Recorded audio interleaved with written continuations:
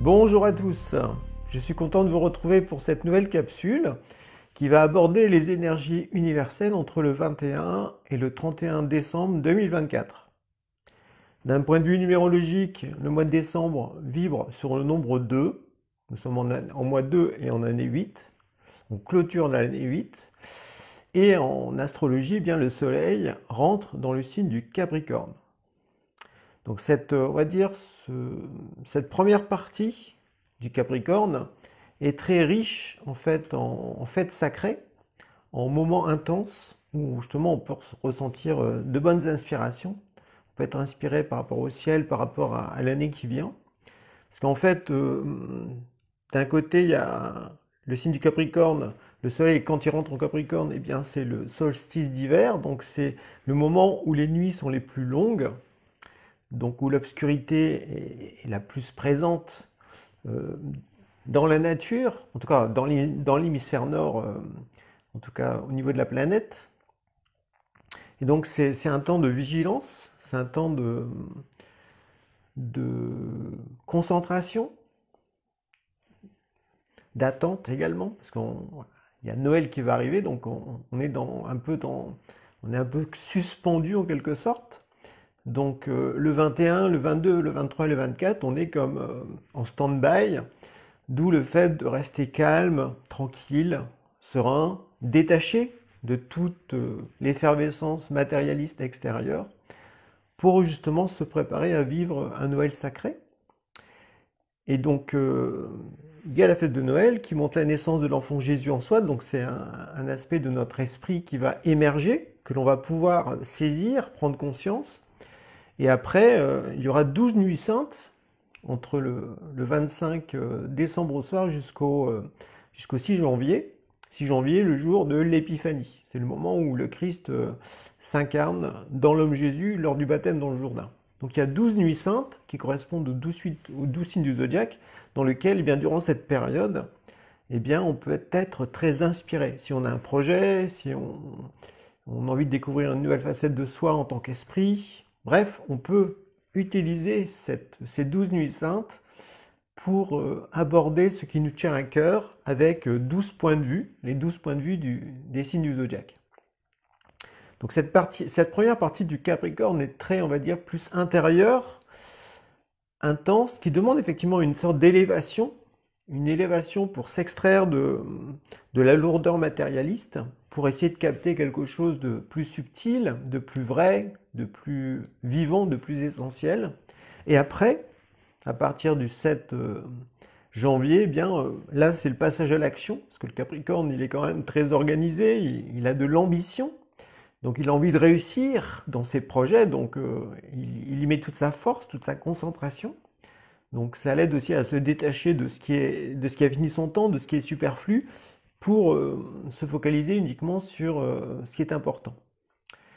Mais cette première partie du Capricorne, eh bien, est davantage une élévation intérieure, et ça va bien avec l'énergie du mois 2, parce que le mois 2, c'est un mois de réceptivité, c'est un mois féminin, où il convient d'être calme, en paix, tranquille, de façon à ressentir davantage les ambiances extérieures, ses mouvements intérieurs, à être à l'écoute de son intuition et à être inspiré par le ciel.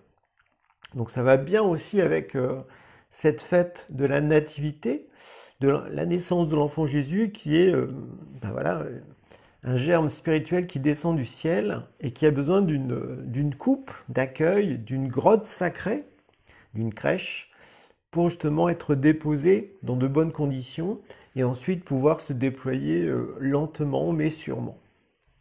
Donc ces deux aspects, le Capricorne et le mois 2, mettent en avant cette réceptivité au ciel, cette élévation de conscience qui nous permet au fond de capter quelque chose de plus grand que soi, quelque chose qui nous dépasse par rapport à notre personnalité standard, ou même par rapport à la connaissance que l'on a de son esprit.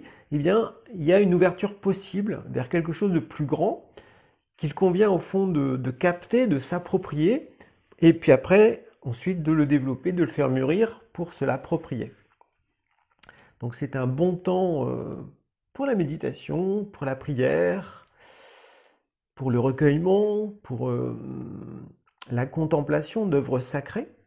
Donc je vous souhaite pour toute cette période justement d'être le plus réceptif possible, en dehors des influences extérieures, parce que le nombre 2 fait qu'on peut être assez éponge par rapport à ce qui nous entoure. Donc si on se trouve dans un environnement familial, ce qui est souvent le cas à Noël et durant les fêtes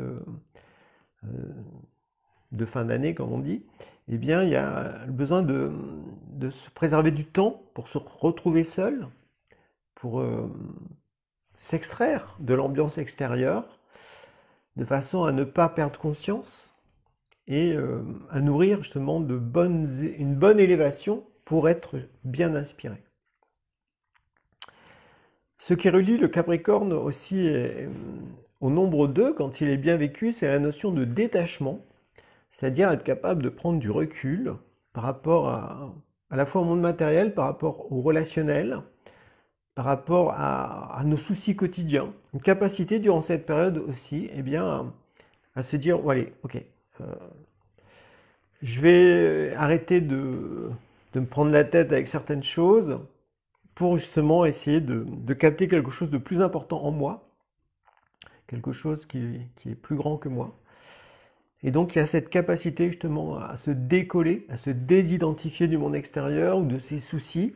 En fait, c'est la personnalité qui a des soucis, on va dire. L'esprit, lui, il sait que durant cette période, le plus important, c'est d'être réceptif au ciel pour se développer. Donc l'importance de nourrir aussi son esprit de bonnes lectures, de bonnes conversations, de bons films aussi, qui parfois sont très inspirants. Donc à chacun de trouver un petit peu ces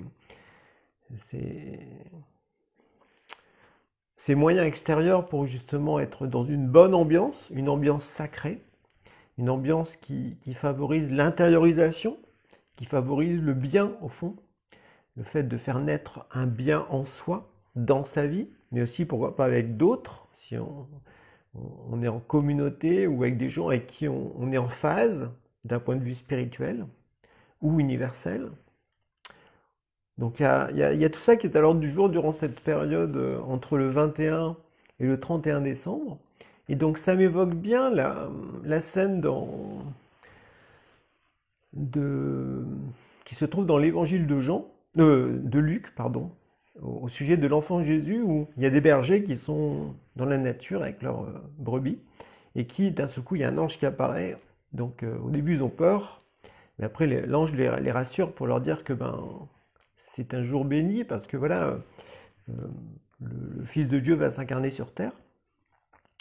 Et donc, il y a une phrase à la fin, une fois que tous les bergers sont contents et qu'ils vont aller se diriger vers la grotte, vers la crèche où est né l'enfant Jésus, eh bien, il y a une phrase qui est dite qui correspond bien à cette synthèse entre le Capricorne et le mois 2. Donc, c'est une phrase, pourquoi pas, à méditer. Mais voilà, je tenais à vous la dire. Donc c'est dans Luc, verset 14. Alors, il y a différentes interprétations selon la Bible, le Nouveau Testament qu'on va ouvrir. En tout cas, voilà, je vais vous faire celle que j'ai trouvée dans les 4 évangiles de Pierre Liénard. C'est aux éditions Iona. Alors voilà ce qui est dit. Dans les hauteurs se manifeste la pensée lumineuse de Dieu. Et sur la terre, la paix parmi les hommes qui l'agréent. Donc les hauteurs où se manifeste la pensée de Dieu, eh bien c'est le Capricorne. Et sur terre, la paix parmi les hommes qui l'agréent, parmi les êtres humains, donc les hommes et les femmes qui l'agréent. Donc il y a cette dimension de paix qu'on retrouve avec le nombre 2, qui est quand c'est bien vécu, on est serein, calme, détaché, en paix vis-à-vis de soi-même, vis-à-vis des autres, vis-à-vis de son passé, vis-à-vis du divin, vis-à-vis de sa destinée. On est en paix. Et dans cet état de paix, eh bien, on peut recevoir au fond des bénédictions, on peut recevoir des inspirations. Donc voilà ce que je vais vous partager pour cette période entre le 21 et le 31 décembre. Donc prochaine vidéo, eh bien, ça touchera l'année 2025. Donc je la réaliserai avec mon ami astrologue Marc Levacon, que vous avez déjà vu en ligne. Donc c'est pour bientôt. D'ici là, eh bien, je vous souhaite une bonne fête de la Nativité et de belles nuits saintes. Bye bye.